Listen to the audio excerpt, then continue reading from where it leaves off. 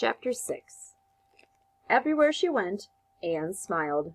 She traded jokes with the butcher when she went shopping for Mrs. Grandwin. She led her classmates in singing the joyous songs that celebrated Emberfell's bountiful harvest at the autumn pageant, and she cheerfully read bedtime stories to Mrs. Grandwin's youngest children, her new siblings. Happiness was her only choice now. In the week since her father had been taken by the Crimson Hoods to serve the Queen, Anne had come to believe one simple fact. She was being punished for her sadness. It was the only explanation. Somehow the Queen had been spying on her from atop one of the royal towers. She had seen Anne enter the cars and come out crying. The loss of her father was the price of her sorrow. So Anne swore she'd never return to the cars, no matter how badly her sorrow festered deep within her, no matter how strongly she heard the marsh's plaintive tune in her dreams every night, no matter how sure she remained that the cars could fix what was broken in her. She knew she could never go back. And maybe if she behaved the way the Queen wanted, and lived her life in complete happiness, she would get to see her father again. But then she remembered the look on her father's face when the Hoods had chosen him. He was ecstatic. He was honored. He wasn't the least bit sad. He was leaving his daughter behind. Anne shouldn't have been surprised. He'd never once admitted to missing his wife. Why would he feel differently about his daughter?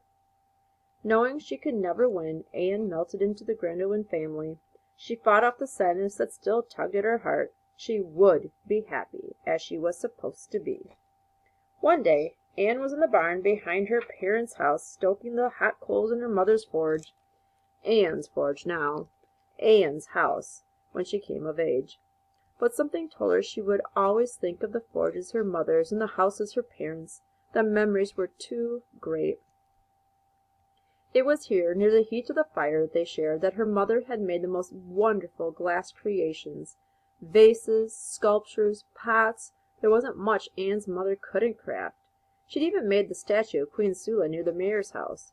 From an early age, Anne had studied glass blowing at her mother's side. This place was Anne's last connection to her. Nearby, Laius, Mrs. Gwendolen's long-necked son, gripped a tall metal rod and gleefully sang Jackdaw Fenn's ballad of Parapentale. Anne giggled. Even during her saddest moments, she'd always found the boy's mirth contagious. The pair had grown up just across the street from each other. There was much she liked about Laius. He was sweet, if frequently befuddled and easily distracted. He was curious, a trait they shared, and that singing voice, clear and melodious, had always been his greatest skill. Which was precisely why Anne and Laius were at the forge. For all his good traits, Laius had yet to prove adept at anything besides singing. Few believed the boy could use his voice, glorious as it was, as a trade. Some months before the arrival of the Crimson Hoods, Laius's and Anne's fathers had agreed that Anne would teach Laius glass-blowing. She'd watch them shake hands, sealing the deal. And she smiled, even though she knew there would be difficult days ahead. Most of Anne's time was spent making sure her easily distracted new brother didn't burn himself. Today was no exception. As he swayed roughly from side to side, singing the final verse of his song, Anne gently guided him farther from the forge's radiant, scalding heart. Once he'd finished singing, she moved him closer. "Take your time," Anne said. She stirred the pool of white-hot sand with the steel paddle, watching the sand melt into liquid glass. Laius dipped the metal rod he held into the molten pool. He turned the rod slowly, gathering thick strands of glowing fluid. When he had enough, the glass was as large as a beehive. He pulled the rod out and held it up. "Very good," Anne said. "And next?" Laius pressed the cold end of the rod in his mouth and blew gently. The red molten glass on the other end expanded into a bulb. He pressed the bulb against the edge of a marble table, collapsing the middle slightly. He continued to press and blow until he had two bulbs joined by a narrow shaft. "The hourglass must be perfectly shaped," Anne reminded him. "Otherwise the sands won't flow smoothly." Laius nodded, and as he did, his chin knocked against the rod. Jarred, the shaft that joined the two bulbs broke, and both fell with a hiss into a bucket of water below. The boy laughed at his failure, the closest he would ever come to disappointment. "Your next hourglass will be perfect," Anne said, patting his shoulder. But he needed no encouragement. A smile on his face, Laius reached for a fresh rod and dipped it into the liquid glass. "Now this time," Anne said, "I want you to turn the rod while you're forming the shaft. That way you can— Why do you go into the cars?" In her dreams, Anne had heard her father ask that very question. In her dreams she fumbled for an excuse, all the while avoiding father's fierce and unrelenting gaze. Thankfully, the question had always disappeared when she woke. It was no small surprise that, when the question finally came for real, it was from Laius. "I've seen you," he said. "You don't do it often. I followed you to the edge of town, but I can never get that close. It's a strange place, the cars." He said this with a gentle smile on his face, gathering fresh molten glass for another go at the hourglass. He wasn't accusing her. He hadn't caught her. He was just curious. "I don't do that," she said, and then added, "any more." "But you used to. Why?" Anne considered telling the truth. For 3 years all she wanted was to discuss her feelings with someone, but looking into her adopted brother's bright blank eyes, she knew it wouldn't be enough. She didn't need someone to talk to. She needed someone to understand, and sweet, awkward Laius never would, never could. "I'm not what everyone thinks I am, Laius," she said. It was the closest, she thought, she might ever come to a confession. When the boy's face told her he didn't quite comprehend, she said simply, "It makes me happy." Which, of course, made no sense. Anyone who'd ever gotten too close to the bog's edge knew it was not a place where anyone could be happy. But it was the only answer anyone in Emberfell would understand. Laius tilted his head in his charmingly baffled way and grinned. "The queen wants all her subjects to be happy," he said. With a final twist of the rod, he pulled up his masterpiece. The hourglass looked more like a pyramid.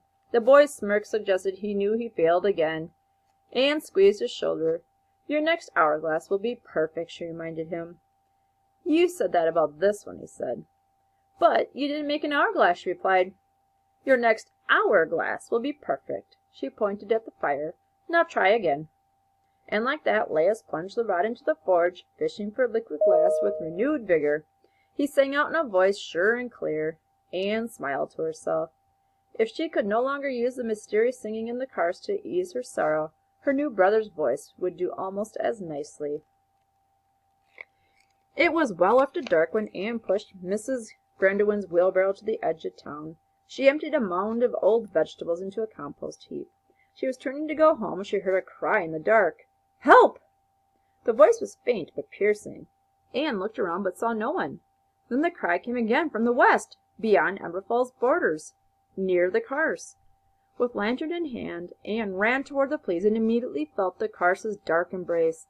Foreboding and dread prickled at her flesh. For just a moment she welcomed that sensation. She'd missed it. Rounding a bend, she spotted a girl on the ground, shrouded in a long cloak. The girl was wrestling great leafy vines as they snaked up from the Carse and wrapped themselves around the body. "Stay still!" Anne called out as she ran to the girl's side. "It's crushing me!" the stranger gasped from under the hood that hid her face. "The vines are attracted to movement," Anne said as she knelt at the girl's side. "Just relax. Here, take my hand. I won't let you go, but you have to stop squirming." With a whimper, the girl did as she was told. The pair remained absolutely still. Almost immediately the vines stopped crawling, and a moment later the vines released their grip and slunk back into the darkness of the Carse. Once the danger was over, Anne helped the girl to her feet. "We should move away. Are you hurt?" She led the girl back toward Emberfell. The stranger brushed off her cloak. I'm okay, just shaken." "You should be more careful," Anne said, laughing as she scolded. "Everyone knows to stay away from the marrow bramble." The girl seemed confused and then laughed herself. "You're right. I should probably know better, but I've never seen it before." Anne smiled. "Then you can't be from Emberfell. Where are you from?" "Not far," the girl said, pulling back her hood. Anne immediately knew her face. She'd seen the girl just a year earlier in a royal parade that had wended its way through Emberfell as part of a tour of the monarchy. Anne had never seen anyone else quite like the girl, the beautiful dark skin and the silky black hair. It was Janaya, the Queen Ascendant. And that is the end of chapter 6.